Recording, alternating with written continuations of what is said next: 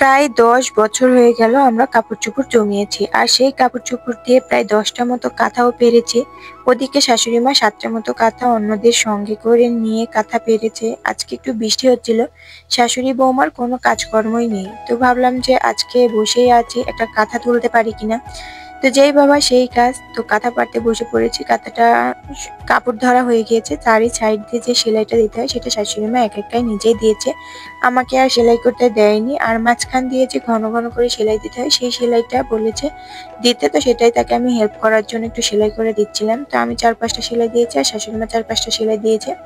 তো এই তো কাঁথাটা হয়ে গিয়েছে। খুব একটা রোদ নেই, বৃষ্টি হচ্ছে টিপটিপ করে, তার মধ্যেও আমি হালকা রোদের দেখা পেয়ে তো কাঁথাটা বাইরেই দিয়ে দিলাম। তো এই তো আমার কাঁথা পাড়া শেষ। তো এই প্রথম প্রায় ১০ বছর পরে কাঁথা পেরে নিচ্ছি। এর আগে তো আম্মুর সঙ্গে করে আমি কাঁথা পাড়তাম। তো এখানে শ্বশুরবাড়িতে আসার পরে প্রায় ১০ বছর পরে কাঁথা পারলাম এই প্রথম।